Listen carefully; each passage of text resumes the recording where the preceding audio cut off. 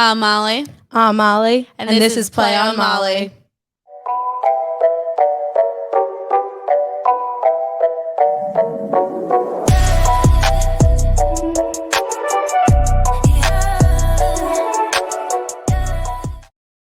Why do I always laugh every time that comes Because up? we're just like awkwardly It's watching so awkward. ourselves. But I'm all for it. So welcome back to episode 6 of Play on I Molly. can't believe it's already been 6 weeks. I know. That's crazy. Time is flying by. Flying. It's a very exciting episode. Yeah, guest visitor again. Nobody's ready for this one. No one's ready. I mean, it's already on the screen. But if you're not watching this, no one's ready. If you're listening, if you're tuning in. So we have our amazing professor joining us today. Should she join the... I feel like let's bring her in. Let's bring her in We'll have her already. introduce herself. Hey. The best professor in the world. Hi, I'm Professor, well, they call me Professor Gerson, but I'm Melissa Nathan Gerson. So professional. So Hey. professional. I teach Bachelor Nation 101 with these two. Mhm. We've told them a little bit about Bachelor. I feel like we've Nation 101, spoken a but lot about the 'cause- class and just in general. Like, I feel like it's Right? just kind of always. I feel like a you've come up. topic. If you've watched all of our episodes, I feel like you've come up a few times. She's like, I've watched them all, like every single one of them. Biggest fan. Yeah, but I think we brought it up the first episode ever. Yeah. when we did our Bachelor recap. We saw a class when registering last semester, Bachelor Nation 101, and we were like, how can this not be sick? So But it actually is not what we expected. not but at in all. a good way. Yeah. What did you expect? That's what we want to I know first. expected. I don't know what I expected. I know what I expected. But Oh, I expected like people were gonna like brawl over their favorite characters, and it was gonna just be like I guess I thought it was in going to be denial more about all of like the actual social issues problems of and the problems that Bachelor. come from The Bachelor, because I was just always like glued to the screen, like hyper focusing on like whoever the Bachelorette was. So I Yeah. expected we were gonna like dive into their lives and just like I think it was going to be more like of an elective, I guess, than like it's a tier 2 writing class. yeah. Like I thought we were gonna be like writing about what we thought about this week's episode and like journal entries Right. every week. But I am Like write about Pilot Pete yeah, Right, exactly. right. and how he made you feel. and how he made you feel. Yeah. You're like not butterflies. That is not at all what the class is. What is the class? You tell us. Oh, great. It's This is a great group. This is a good group this We season. do have a Mhm. great It's like a class. family. We don't We call it are. a semester in Bachelor Nation. We call it a season. A season. This season. And spring season, Bachelor Nation 101 is great this year. And we talk about the sociological underpinnings of the show, which in plain terms means we look at how does race function? How does homosexuality get deleted? How does gender roles from 1950 get constructed? What happens to women who want careers? Mhm. Yeah. Why aren't they celebrated anymore? Why is there like a daddy thing going on where he's saving everybody all the Totally. time? Who's going to save him? This season there's like a lot of A lot of going saving. on. A lot of fairy tale saving. A lot of He's getting a lot of horses. hate this week. I don't know if I didn't watch. I have to confess that I have not watched. Neither it have this we. week. I haven't either, and we usually do it Tuesday mornings. Tuesday morning we have a ritual. We literally have like to a T. We get the Luca same coffee. We make Tuesday. eggs and toast and watch. And you on have the a couch. spiritual practice of focus on the Bachelor. Yes. Yes, like no talking, and we pause it when we have to like converse about what just happened, yeah, because like we get but we very into it. like unfortunately didn't watch. Wait, today. what are the other things we look at? So we look at relationship structures. we compare sex them to our own structures. lives sometimes, and like It's how- that's what interesting our to papers see. are. Yeah, Give us some of it. Like just the relationship messages we get in our own lives. It's so interesting Yeah. because you don't really think about it, especially because like at Tulane and our friends, like I feel like we're surrounded by so many people who get the same messages that we think that that is the way. yeah, and when I it's also not. You know what I mean? It's Mhm. like everyone is like, even from my high school, it's like a copy and paste family. So like almost. sex and relationship models are constructed differently yeah, completely. for other people. completely. Yeah. And I think that like the paper we recently wrote was about relationships and how we grew up and how everybody in our family kind of has different ideas, or maybe some people, if this is for us at least, but some people grew up different than most people. Everyone grows up differently. And I think that the values that are instilled in our brain and like what we learn and what we come with, like we were writing a paper based on how we grew up and how we viewed relationships. And then we were comparing it to the show, and it's just crazy to actually see how different, at least for me, my world is compared to the show. How different, but then how in like some cases, like there are similarities just in like, you know what I mean? And it's crazy to see how messed up. Also, it was interesting when we were doing peer editing for that paper, like how similar you are to other people in your class. It's just like, it was very interesting. Yeah, I liked that. I like it. Love it all. Thanks for that paper. I hope I did well. I know. On the way here, we're like, what did we get on that? You're like, why doesn't this teacher ever send us our grades? Yeah, I was like, honestly, what did I get on that paper? Unknown. Whatever. We'll let you know. Maybe next week, maybe. But this episode, we're going to talk about, should we introduce? Let's introduce, because this is really important. And what we really want to talk about today is coping and different forms of coping. And everyone has to cope. Everybody's coping all the time. With what? With anything. It could be grief. It could be over the loss of someone. It could be over anxiety, over something small, something big, there's so many different reasons why people cope, and people don't realize that every single person is coping with something different every day. So, and even if like you're not coping, that's like your coping mechanism. Like, and I think it's like totally important to talk about. Agreed.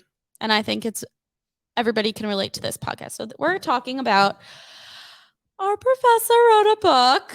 I don't know if you Everyone guys should can buy see it. Get real close. But say what it's the title for the people not watching. Forget prayers, bring cake. And if you know me in our previous episodes, if you've been following, cake is my favorite food. So, which is ironic because of her allergy. Yes, the whole deal, gluten-free, whatever. But I recently bought this book because I have gone through a loss of my best friend it was about a year and a half ago. And I needed new ways to cope because while people say time heals and it gets easier, it really doesn't. And I needed new techniques and new ways to be able to get through what I was going through. And I was having trouble letting it out. I was penting up all of my grief. So keeping it pent up. So I got the book, and it is absolutely amazing. And I think everybody needs to read it. It's just so lighthearted. You do such a good job of making me feel like, well, when I read this, I'm not sad. I'm thinking like, okay, like how can I move forward and progress in my stages? And like just hearing your story is awesome. Will you clarify what it is? Because I think you didn't read the subtitles. So you just didn't. That's okay, but people might not know that it's a grief guide. It's a grief guide. It's a memoir and a grief guide. It says a single woman's guide to grieving. I forgot to read that. Thank you. And the cover is just so adorable. Like, so colorful. It's perfect. It's very you. Yeah, and she's on the back, shout out. A selfie that I took. I love the little selfie moment. Love it. But yeah, so we want to know, like, I mean, I know why you started it, and I just want to know, like, what got you, like, if you want to tell people, you don't have to, but why you started it, how you started it, what made you get there, what built the strength to start it. Mm-hmm. Well, along the lines of what you're saying about coping, I moved to New Orleans, and I think a lot of people, like, the biggest change of their lives, or the biggest, what do they say, like the highest stress people go through besides death is moving. Really? Wow. Moving is considered, and so a lot of college kids don't take that into account, actually, that you're adjusting to like 400 changes all the time. Yeah. In a million different ways, and that can make you really sad also. I think when I went to college, I was really sad that I wasn't 16 anymore. Yeah. Because high school was a lot more fun. You take advantage of it when you don't realize, like, you hate high school in the moment. And then when you leave it, you're like, yeah. The party scene in high school for me was so much better than college. Really? Really? But I grew up in DC, and I went to college in St. Louis. That's fair. Right. Where did you go to college? WashU. I feel like I also could have just guessed that from St. Louis. But yeah, so I moved to New Orleans, and why did you move to New Orleans? Because good question. I always wondered. I was living in Massachusetts, like in the woods. Where? My family has a house in the woods in Massachusetts. I'm not telling for this podcast. It's too relevant to this audience. We can talk about it later. So I definitely know where it is. Continue. And I just wanted more. I loved New Orleans, and I wanted Mardi Gras. I wanted creativity. Yeah. I wanted academia. I got all the things I wanted. Yeah. And so I moved here. I bought a house, and with the help of a parent, which was like, I had generational privilege, and I got down here, and that parent, which is my dad, was like a normal dude when I left. And then about a week after I got here, he acted really strange and was just like not like, he's like, yeah, I'll be there in 5 minutes for the movers to come to the house. And he wasn't, the movers came and he was like in his room for like a 45 minutes. And we thought we didn't know where he went. He's like, oh, I forgot.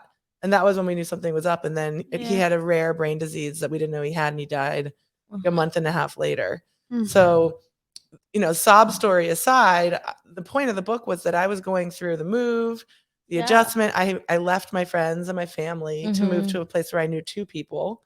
I started my whole life over, and I was watching my brother and sister, who are both married, and they, you know, as they got news of his getting sicker or dying, they had these spouses that took care of them, and I had just such a different method. And so I wanted to make other people, and I had been hearing a lot of some moms in DC were saying like, our daughters are inspired. Like, I want my daughter to talk to you, because they felt so inadequate for not having a partner and didn't know how to take care of themselves alone. And I was single when my dad was sick. And so I wanted to like make it kind of contagious to enjoy. Like, I really kind of enjoyed the process of soliciting the love and care of my community. And it wasn't something I had given myself permission to do before. So I wrote the book. That's awesome. I wanted to give it to you.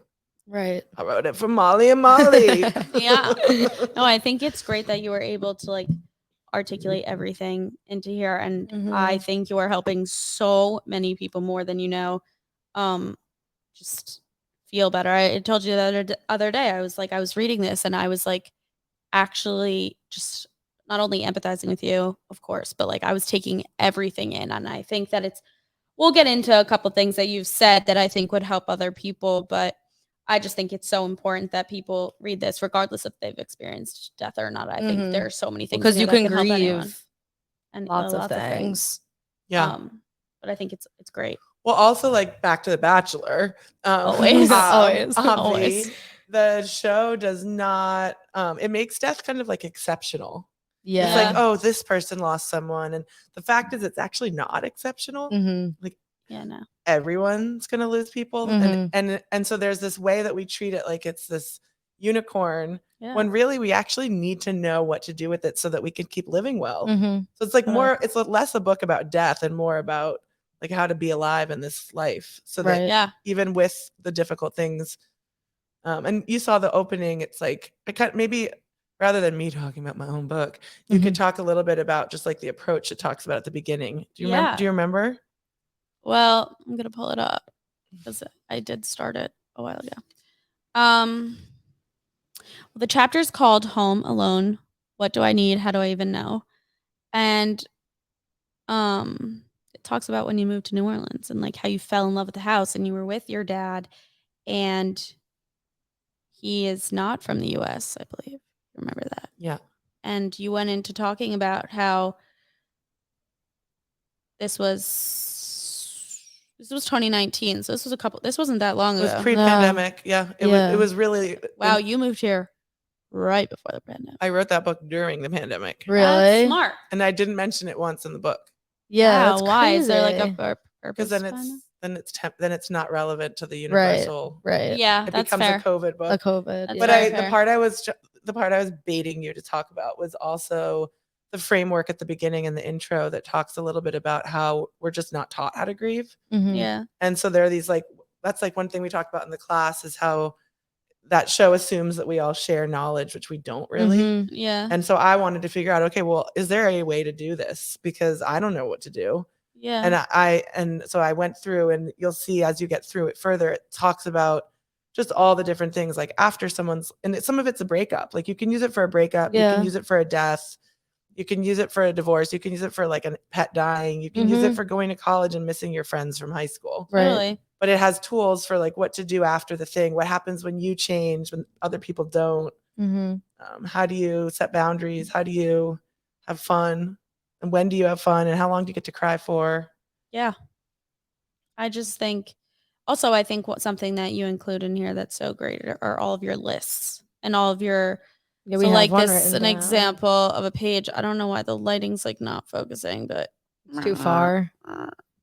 Okay, so it's like a little bit like gray here, and it says special requests, how to ask for support. And I think that this part is one of my favorites because that was something I struggled with. Like I would always ask my friends, like, I think that my biggest thing, like when I would ask for help and stuff, I think my biggest thing was like I would be hard on myself because people don't understand. And my whole thing was like, how am I supposed to go to someone that doesn't understand how I'm feeling? But then I had to get out of that mindset because that wasn't something I could hyper focus on. Like I was almost angry about death and letting that part consume me, where your book talks about how you can ask for support and how you can get through to people, and like even just asking the simplest thing of going somewhere with someone. Like, and I was feeling like almost scared to talk to my friends because I didn't want to be a burden.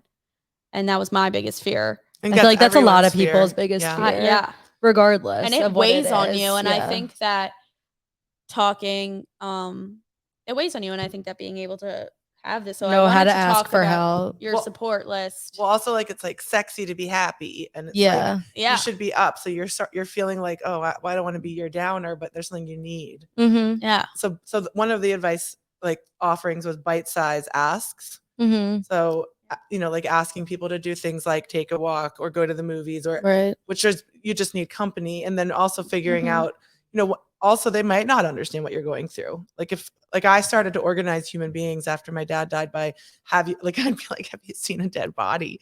And if you'd seen because I watched someone die, and it sounds like an extreme, but I didn't really want to talk to anyone that didn't like because what they would do is they would dampen it, and they'd be like, oh, this was happened for a reason, or this is it's always that's not don't be sad that he's dead, he's watching you from above. It's always everything happens for a reason. Right. I don't know how many times I've heard that. It might happen for a reason, but I'm having major flashbacks that are making it hard to go to work. So Right. Yeah. I wondered if you're comfortable telling us more about your friend, or if that feels too much. No, I can I love talking about her. So a little backstory. So I met my friend. Her name is Jacqueline Ehrlich. She is my age. She would be 20 right now. And I met her in kindergarten. We were best friends our whole life. And in junior year of college, she FaceTimed me. We used to have this thing where we'd go to concerts all the time. And she FaceTimed me, and she was like, I had to tell you something. And I thought she was going to be like, One Direction's coming. Like, we're going. And so I was like, hey, what's up? And like, this was her mom and her. And this was when she told me that she was diagnosed with cancer. She had Ewing sarcoma, which is pretty rare. Not many people get this. It was in her bone in her ankle by her foot. And it seemed she was like totally confident. Little thing about Jack, I called her Jay. So Jay, she was someone you would never know she was sick. So like she was a girl who was living her life to the fullest, and you would have never known she was sick. And I thought like she was making it seem like it was going to be like it wasn't bad. Like we had a friend who had a benign tumor once. So like in my head, like I was like, oh, you're gonna be fine. It's gonna be we're gonna get through this. Don't even worry. And her mom was in the background, like, no. Like this is serious. So it turned out she lost her hair. She battled for a year and a half. And in the summer of 2021, in July, she out of nowhere had a stroke. And she had been losing a lot of weight and was acting a little bit different. And I was texting her that the night before, and she was very dry. She was not acting like herself because she moved to Florida. So she was doing treatments in Florida now because it wasn't working up here. She also was going to college and driving from New Jersey, where I'm from, to Florida every 3 weeks because she couldn't take a plane during COVID. And so she had a stroke and couldn't talk. So I flew to Florida immediately with 3 of her other best friends. So the 4 of us went, and our families. And we just like laid with her. She couldn't talk, but she could see and she could touch with her left side. The right side was paralyzed. And I was laying in bed with her with my friends, and we were just like talking about funny stories, and like we did not want her to see us and think, even though she couldn't say anything, and think like she couldn't, like we were there and like we were saying bye. She didn't know this was a bye. To us, we did, but we were not acting like it because she would not have wanted that, and she was in hospice at this time. So she fought for 3 weeks, and then one day she had a fever. Out of nowhere, she like got like really hot and her vitals were going crazy, and they rushed her to the hospital, and she passed there. But I'm very fortunate that I got to say goodbye. And I'm lucky that I got to know her. She was the brightest soul. She still is. She still sends signs all the time. Like, and I've never met her, and Molly witnesses, like, all the time. Everyone that is like, signs are always happening. Yesterday we were cooking and the smoke alarm went off 8 times. And she's smoke alarm, isn't she? Everywhere I go, a smoke alarm goes off. I was just telling you, I was at our unveiling a couple weeks ago, and the fire alarm and smoke alarms were going off in our hotel at 2 a.m. I'm like, really, girl? Like, I'm trying to sleep. Like, we just the day of her funeral, my smoke alarm in my house went off 3 times and then stopped, and no one was cooking, no one was nothing. Like, she just said, like, there's been so many like instances where it just like is her, and she's just like one of those people that will be talked about for the rest of my life. Anyone that she met, she has touched so many lives. She was the vice president of my high school when she was battling cancer. You would have never known. Also, sorry to interrupt. No. Molly has brought her to Tulane. Like, the amount of things that you've done at Tulane, like, I just feel like everyone at Tulane knows her. Like, thanks. You know, I feel like you do such an amazing job honoring her and her family. And my biggest thing is don't use her passing as an excuse, but as an inspiration. So her father said that to me after she passed, and ever since then, I've been trying to channel that energy into doing things that she would like. And I don't want to waste time being sad. And obviously I miss her, but she would be so mad at me if I was crying. She always yelled at me for being sensitive. So she yells at me. So can I jump in about it? Yeah, please. Okay. One, thanks for telling us. Of course. And sorry that you lost her. Thank you. And then 2, I bet you there's a bunch of people right now who are like, F this. I don't want to hear something so hard. Okay. Mm-hmm. So I want to talk about that for a minute. Yeah. Because I think that a lot of young and like cis women, when we say cis women, we mean like, women who are born with the gender that they choose today. Yes. They're often taught that if somebody else is uncomfortable, it's because something's wrong with them. And so I want to talk a little bit about that and about how like grief, because we're not used to it, we don't have the toolkit. So some people know what to do and some people don't. And so that's part of, I think, what the issue is at college too, is like, so like when, because great, it's good that you honor it. And then when do you get to cry when you do need to? And how do we balance that? And how do we balance like wanting to party hard?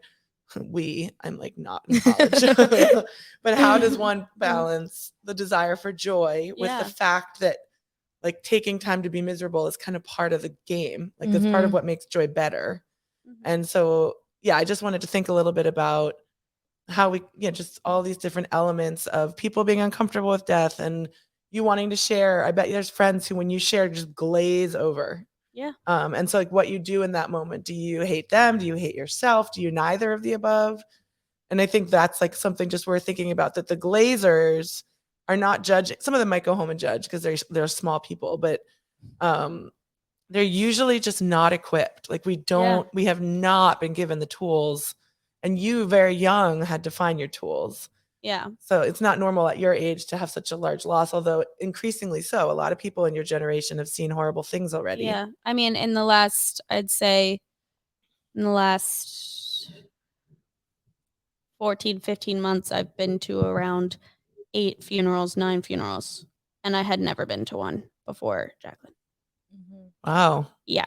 So it was very it was kind of hard because I was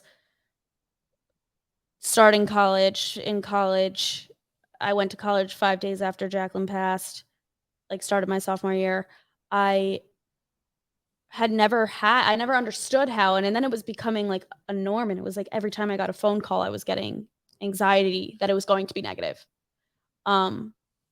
So it's just been, and 3 of those people are my age.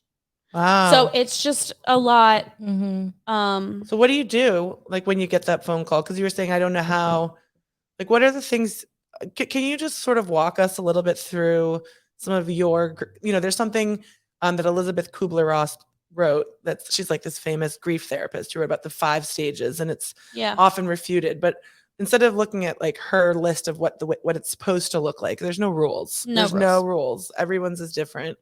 Yeah, some people just get up and they're fine for 5 years. And then I have a friend who told me, she's like, yeah, my mom died. I was great. Everything was fine. And then one day, like 5 years later, the faucet started in her face and she could not stop crying. Yeah. She's like, what is going on? And it was like, sometimes our feelings just sort of pocket till they're ready. But can you tell us about you? That happens sometimes, not like that long. I mean, it's sad. I've become numb sometimes to things like and it sucks because like in my head, I'm like, I'm sad and I feel bad. I just, sometimes nothing comes out. I was talking to Molly about this because Molly has been with me through everything. And I'm so grateful that I have amazing friends. And I think that's so important, especially for me. I am fortunate enough to have found my people in college and I've been living with them. So when I got these calls, Molly sprints into my room without a hesitation. And my friends are there. And I always say, love builds strength. I have it written on my ring in Hebrew that I wear every day, that when I'm surrounded by people that I love, it's like a weight is lifted. It's not easier, but it feels more comforting. So, and if that's not accessible and if people can't do that, I am the biggest journaler. I actually freaked out the other day because I couldn't find my journal. I finally got it. Like we searched for it, and it was home in Philly. So let's just pretend real quick. Yeah. That somebody goes to college. Yeah. And their friend passes 5 days before they go, and they don't have friends, and they don't have this like incredible second self Molly. Quite literally. So let's think of some of the things that you like that they can, because I think a lot of people don't have this. Like you're blessed with like a major amount of support. I'm very fortunate. But I think a lot of people don't. And also part of going to college, or even those who are graduating now, some of them will go on with their buddies to New York or wherever they go and like live in a house together. And many of them are going to take a risk and like move to Ireland, move to San Francisco where they don't know anybody. So what are some of the things you can do when you don't have that like built-in network? Like I think the first thing that you have to do, and I feel like you would agree with me on this, is self-care. I think self-care, knowing your self-worth, working on yourself and being so comfortable in yourself helps you build the confidence to like make other relationships. Yeah. But how do you do that? Maybe you should open this book that you have in front of you with a list. We have the list. We have the list. Oh my God. I have it right here. Talk to yourself. Make these laundry lists of things. Yep. You read it. So what does that mean? Because I just want people to have the tools. Right. Because I think people I agree. I think there's not a single person looking for yourself on the Tulane College campus who isn't dealing with some kind of loss. I 100% agree. So what do we give them? Well, your list says, well, this is what you did. You would ask yourself, did you go outside? Did you eat? Did you drink water? Did you move your body, etc.? I only have a few of those. So that was like the idea of using your hand and like having 5 different things that you assign so that you can have this thing that reminds you. So those were my 5 things, so that I'd be like like I would just sort of like count down and check because sometimes you wake up and you're like, I feel like hell. Yeah. And sometimes it's, even if the grief does come like hitting you, you can make it easier if you flush yourself with like nutrients or water, or it doesn't make it go away, but it makes, because they're waves, they come and go. And so the wave kind of moves faster if your system's helping it. 100%. You also spoke about self-love because you said options for human touch are how to ask for it when you feel like you can have it. Self-love, you said, yes, be your own lover. Now is really a time to invest in good skin products, a new sparkly lotion. This is just like fun, happy stuff. I also feel like that's really important for college kids. Because self-love is something people lose confidence and feel like dismissed and in college with the culture we have, especially in regard to like hookup culture. And I think the people that appear to love themselves the most are the people that don't, like a lot of the time. So what does that mean? So you're saying we're going back. Let's make up a name. Penelope goes to college. That used to be my Starbucks name when I would like lie about my name at Starbucks. Alter ego Penelope goes to Princeton. Penelope goes to Princeton. Smarty. And she's super smart. She's super lonely. And her family member just died. She's got to suck it up and go to college. Yeah. So you're saying that these little things that sound stupid, like get yourself some lotion and put it on your arms, or take a bath, or buy a candle, or spray your pillow, that those things aren't as silly as they sound. Yeah. And then what about some of the more serious? So self-love, we got to define that, because it can be considered like a goopy term. Right. Like it's like super Gwyneth. But what does it really mean if we're looking across all, not everybody has money, not everybody has like certain privileges. So what does it look like to what is self-love? What are we talking about? I think it's like knowing how to live and like take care of yourself without any help. Like not even necessarily just like loving your like physical appearance or anything, but just like knowing who you are. Maybe like being gentle with your body. Yeah. Affirming it, and the things you might ask a lover for. Right. Like knowing how to take care of yourself without a partner. Or right. And it's funny that hookup culture doesn't use the word lover, which is much nicer because there's love involved. But hookup culture means like you look for that physical touch or that validation elsewhere. It's attention. This generation is so infatuated with and then attention. It's like instant gratification too. It's like if you don't get that in a second. So you're saying that self-love is giving yourself attention. Yeah, essentially, yeah. I think that people are so like hell-bent on, that's the right word? Mm-hmm. On attention, that if you're not realizing that you're not giving yourself enough, you're focusing so much on getting it from someone else, that I think it's so important that you take a second. Like that's why I journal. I journal to go through my day. It doesn't have to be anything sad. It doesn't have to be anything. Just like putting it on How paper. does it help your grief? It helps me get the thoughts out that I wish I could tell Jay that I don't get to tell her onto paper. So I talk about my day. I don't necessarily bring her up in it, but it's what I look at it as a way to get my thoughts out that I don't get to tell her, text her, call her every day and say onto paper. And it is the most helpful thing because I know my spiritual side's like she's reading it and she's also seeing it and she's watching it. But aside from that, it also helps me as a person grow. Like I've also been through breakups. I've been through a whole list of things that I'm coping with, that I just think that journaling is my go-to. It helps me like release this pent-up stress and get it out onto something if I don't feel like talking about it to someone else. And I don't even like, I don't journal like as much as you, but if I'm ever like really stressed about something, even if I like take out my phone and write it in my notes, just having it like, it's almost like I like spit it out of me. Yeah. I like feel a little bit better. Like I'll write like, I'm stressed about this, whatever. And then I just feel. Sometimes I like to go buy like a large piece of butcher paper and like tack it on the wall and then draw all the feelings out. Not like cutesy, but like mapping it. Yeah. I like that. Yeah, me too. I color a lot. She's a bit color. Well, also that mechanism you're talking about, like I wonder, like maybe we want to add therapy to self-care and what that, like how that might or might not help. And because therapy is like the code for like hell. People hate some people hate therapy. People think it's bad. It's for crazy people, quote unquote. And rather than realizing that like everybody's going through something that they weren't taught how to deal with. Everybody. Yeah. And so it's basically a journal. It's like, let me go to this person. It's a verbal journal. I think it's a lot more normal to talk about therapy, like our generation. Yeah. Like my parents, I remember, like were very like hesitant to ever get my siblings or I like anything. Yeah. But, I mean, obviously now, like I just feel like it's so normal therapy for kids. Girlies. Yeah. Love it. And it's normal. Yeah. It's so normal. I feel like it's like if you meet someone who hasn't gone to therapy at our age, it's like, wow, you know what I mean? But then also there's like this barrier of money for some people. And so then it's expensive. Or if you go too late, it can be quasi free.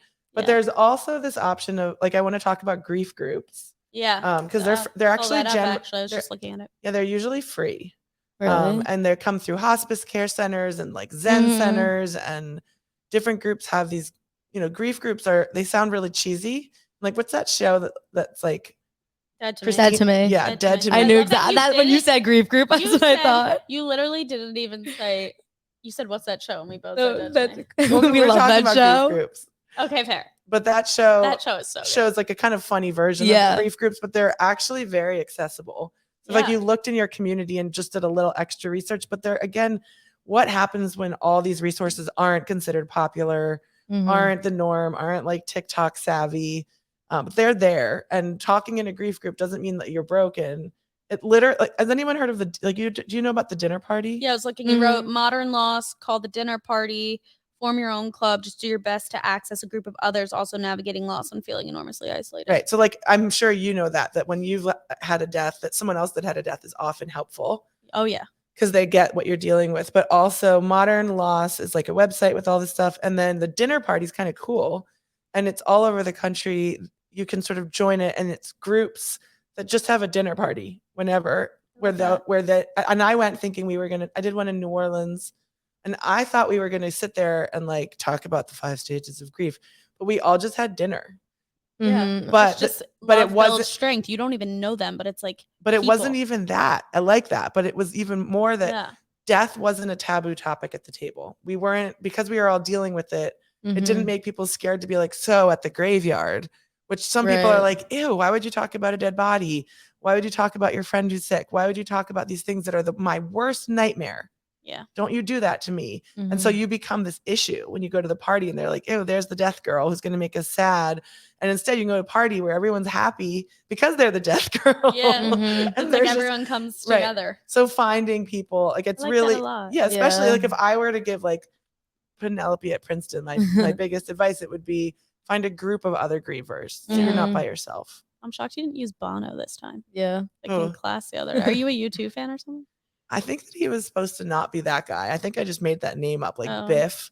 It was supposed to be like Biff. Or we're in class and she just like makes up names for every snenario. This was like normal for us. Penelope from Princeton. And then Bono and Jacques. What was their? Oh, that was Charlotte's boyfriend. Bono and Charlotte. Bono and Jacques. Yeah, that was really funny.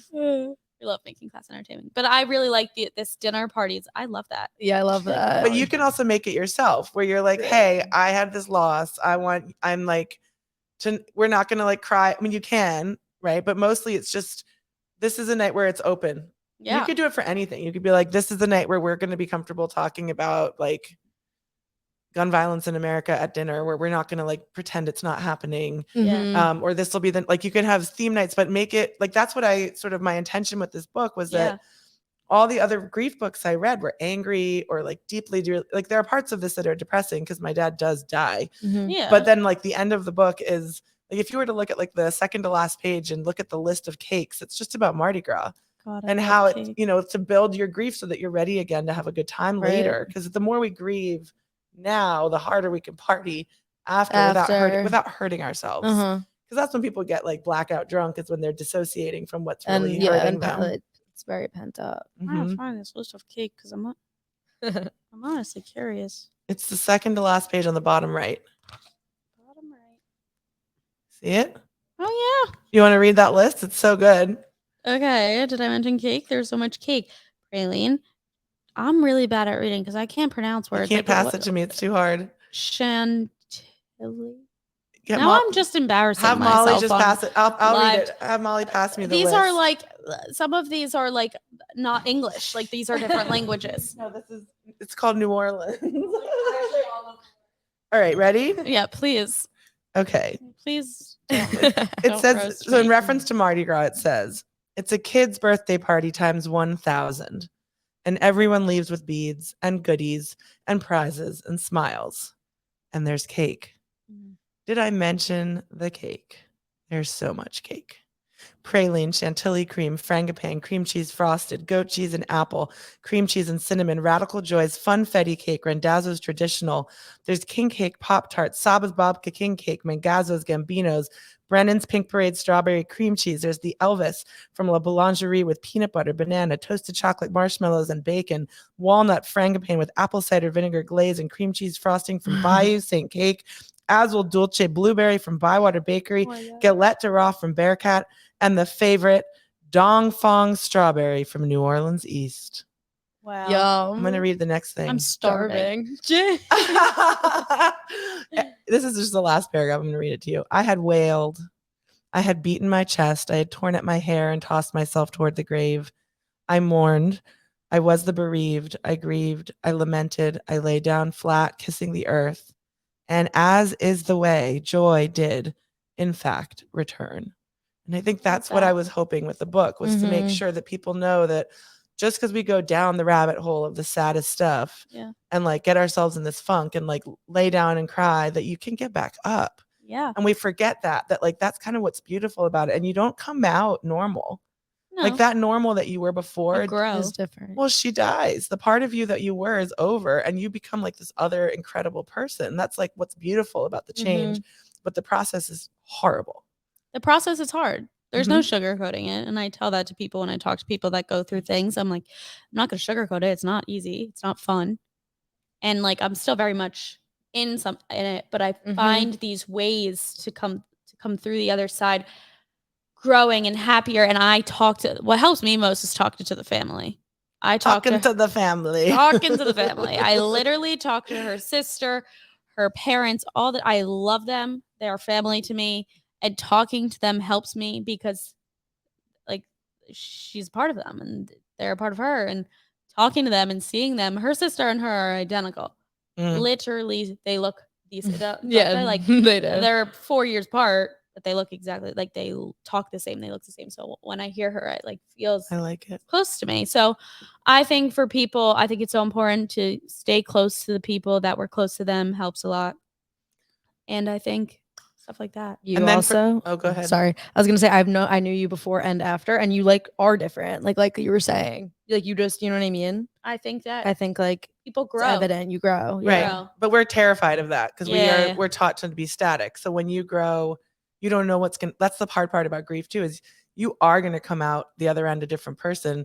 You can't predict that though, right? And we want control, and you need to be okay with that. And then if somebody doesn't talk, like I just want to give the alternative to because you're just sort of like amazing and verbose and good at making friends. For that person who sucks at making friends, there's rituals you can do to honor people, and it doesn't have to be like woo-woo witchcraft, although that's fine too. But you can be like, okay, I'm gonna like, what I did when my dad died, and I was just like, I don't know if I even want to talk to anyone today. I would keep all of his favorite foods in the kitchen, and I would I'd keep an altar and light a candle to him. And it wasn't to like bring him back from the dead. It was just for me to remember that he was ever there.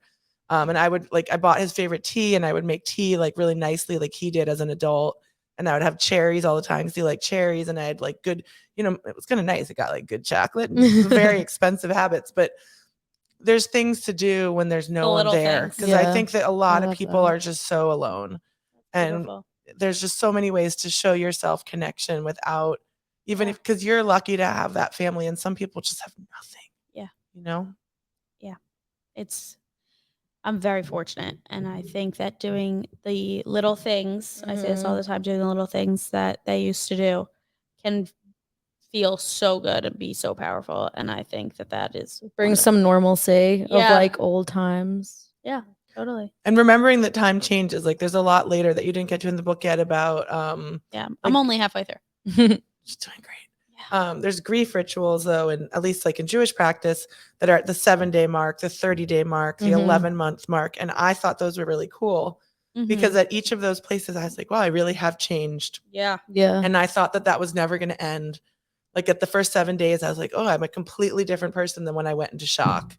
And then at 30 days, I was ready to join the world again. And at 11 months, I was a literally different woman I looked different. I felt different. Right. I had different knowledge. I had different friends. I had changed. Yeah. And so looking at those markers for yourself so you can, I don't know, just hold yourself through. I just want people to know it can actually be okay later. Yeah. And I think people think it's never going to get better. And it might not this weekend. But the other thing is what you're describing is it's also beautiful when you give into it a little.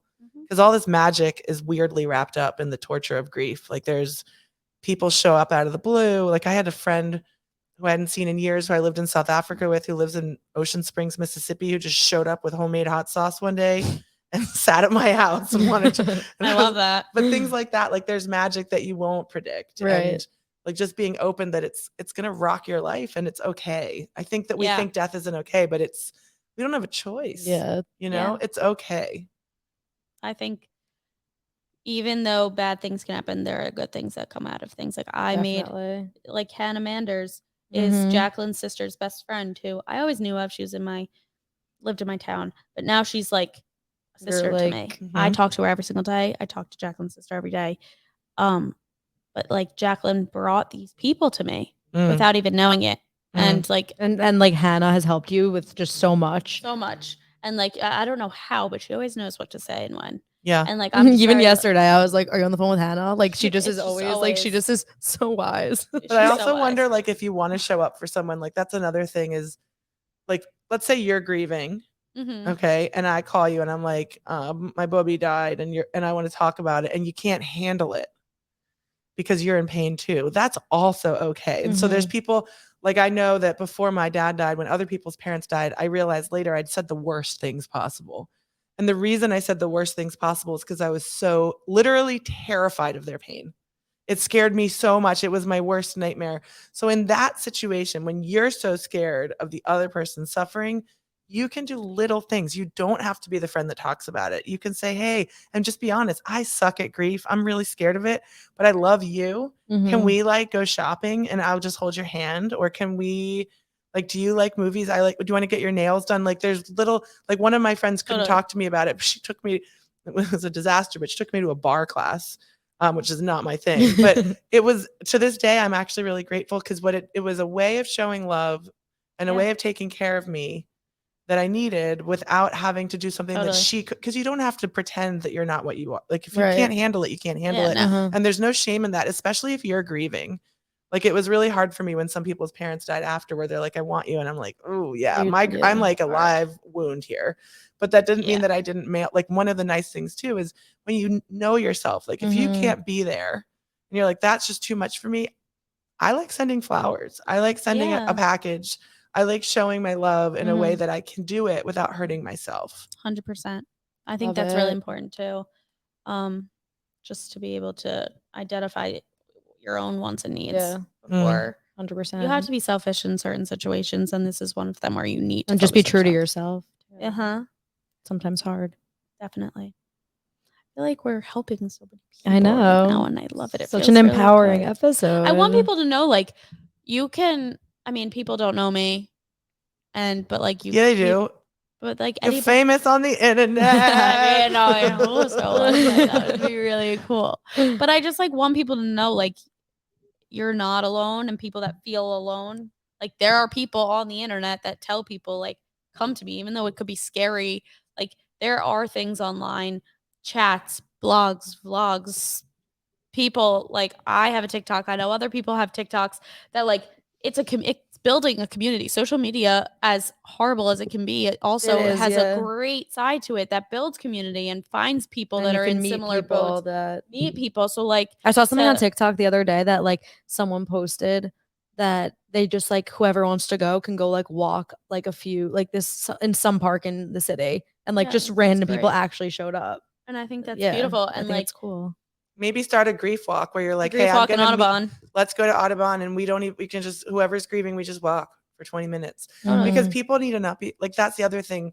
Like when I was deep in it, it was hard to get out of bed when I was like, okay, he's gone and what do you do? Well, also I'd seen it wasn't expected. So I saw something that like gave me major PTSD. If someone was like, do you want to go? Can I go with you to the grocery store? It was like amazing. Like it was, and also it's kind of a nice time too, because anybody's love feels like boom, exponential. So I'll never forget. I'm like, sure, you've been mean since or whatever. I don't care who's messed up. I'm like, took me to the grocery store. Like it was such a gift. So all these different little ways. People don't realize that the little things that they do in that moment, like leave an everlasting impact. Well, having the bravery to step in matters. Like a griever always notices an open heart. And I think that's like part of what's annoying when you're going through like severe losses, you're kind of psychic. Like you can see when people are full of it. And it's so funny when people would try to come to my house and like kind of be like pretending they weren't scared. And I'd be like, be what you are. It's much because in that moment, the veil of life got ripped off. Like you didn't get the luxury of pretending that death doesn't happen. Yeah. And it's hard to be vulnerable with those people. Like when you can tell that they're just kind of like there. Well, that's why saying your limits is a beautiful gift. Saying like, hey, I'm here and I want to be here, but I'm scared is way better than like, on that. Did you watch that terrible, like the new Sex and the City As You Like It or whatever? I did not. What's it called? There's a new. I have no idea. I have no idea. You're so young. But there's a terrible like new show. And there's a scene where her friend just keeps showing up hysterically crying. Yeah. And it's exhausting because she's like, yeah, the griever who lost her husband, her friend will cry at her about the fact that she lost her husband. And one of the rules that I give for helping grievers is take care of yourself before you go to their house. Yeah. So like if I were going to come to you, I would call another friend and take my walk first. And I would cry to someone else, or I'd have a friend waiting for me after, so that when I go to you, it's about you. Because if you show up and you try to pretend it, like the griever can't pretend. They can't. It's not even allowed. There's no option. It's like it's so raw. And so that's like a big rule is take care of you first. If you're the griever's helper, love yourself first, get support, like do your thing, and then go to their house. Because if don't show up and be like, my boyfriend dumped me, and they might like it. They might want to be there for you, but you've got to give them the choice. So you have to take care of yourself first. Totally. And all these things that we've talked about today, even though we're discussing it from a death standpoint, can go for anything. Can go for anything. Coloring a book. I have so many coloring books. Writing in a journal. That could be used for someone who literally just had a bad day and like tripped and fell and scraped their knee. Any of it can be used for just having a bad day. Yeah. Breakups, I just think it's anything. important to hear, to know. Make it and known. Everybody's here. We're building a community. And if you need some lists, Molly community, you don't have to read this book. Actually, in the book, if you get it, that you can skip to the lists. Yeah, they're very so if easy to I find. don't want to talk about death. I don't want to read it, but I'm having PTSD. You can go to the chapter on how to manage trauma. Or if you're like, okay, fine, my grandma died, but it's not actually upsetting me that she died. It's reminding me that my cousin died when I was 12, and you're having compounded historical grief. Or you're like, okay, I'm a woman of color, and like this microaggression happened and it's igniting 8 other things and I don't ever come up for air. There's chapters on that also. So there's like, you don't have to read the book if you feel like that's part of how I designed it was when you're grieving, you're kind of dumb. It's like really hard to read. Yeah. Like I couldn't do much. And so I wanted it to be like, okay, this is like, it's like my emergency button is this list that might help me without having to read too much. Right. I think that's great. And I think everybody should get this book. It's on Amazon. It's in Barnes & Noble, I believe. There's Make so it many viral. Different areas that, we're making this book viral because I think it's a book that everybody needs. Like here. It should be sold like at schools. Oh, that's a good angle much better. I think it would be great if it was like required reading for Tulane freshmen. I think it should be a required book for Tulane freshmen, the orientation book, instead of the Let's implement that. Yellow House, I think we were reading or something. Oh my God, yeah. I think that this book will be more beneficial. I'm not telling Sarah Broom that you said that. I'm so sorry. But I'm just saying, I think it's a great book. Maybe I'm going to have both. But this one I think is so good for change. Yeah, I was going to say, because like you said, going to college is a move. It was I hard. don't think they prepare people for it. No one knows how to be prepared. We came during COVID. It was the biggest we went abroad and my parents had to physically put me in line. Like literally lift me because I was so scared of going anywhere outside the United States. And I ended up loving it. And I told everyone that was nervous that like it is going to be the best 4 months of your life. And I was very fortunate. Yeah, you were excited, nervous. But I was a mess. I was not ready for change or any of that. So I think this book would have been helpful then. And even people that like do like change. Like I love change. I can't like I was like couldn't go faster to abroad, but there's still anxieties that come with that. Yeah. So I think this could well, also that's like why hookup culture gets dangerous. And it's mostly dangerous because men can be very dangerous. Yeah, but, fact. But another reason is it's like a coping mechanism that people are using when they don't know all these other things. So rather than finding ways to like find their footing, it's like, oh, I'm feeling so disoriented by college. Somebody make out with me and it'll like reorient me, and then people get more and more spirally lost. Not that or have a great time, but most people I'm hearing about are not having the most fun. No. They're having a hard time. No. Oh yeah. I feel like I'm always like vocal about that in class. I'm like, I feel like it's group therapy is our it's so funny. And I feel like I know everyone's life story. Everyone. Without actually knowing it. Some of those stories I want to know more. Right. Oh yeah. Like I love this tell me more, but it's just learning about everyone. I know. Awesome. So true. We're getting the tea. Love it. And I like our boundaries right now that no one's spilling anyone's tea. Good job. Never. When we started this podcast, all of our friends were like, "Oh my God, like you're gonna start so many problems." Like, we're like, no. what are we doing? We're not coming on here we're and just being talking like, about fun so and stuff. so did this. Yeah. It's just not us. Yeah. But I yeah, do have to say, this is our longest podcast. I was gonna say definitely is the longest, but I think it's the most important. It's the most important, and I'm happy about it. And I hope every single person watches all 55 minutes of it because this is crucial knowledge. Scary, important stuff. Yeah. So thank you so much for being thank here. you. Thank you for coming. Thank you for sharing your stories Amazing. and writing this book. Thank you Everyone both for buy this being book. like brave and badass young people who are willing to talk on a DraftKings sponsored podcast. Like the irony of what we just spoke about with this. DraftKings sports book. Love it.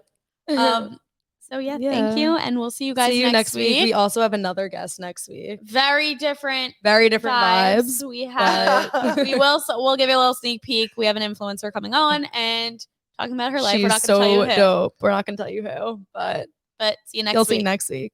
Thank you. Thank you.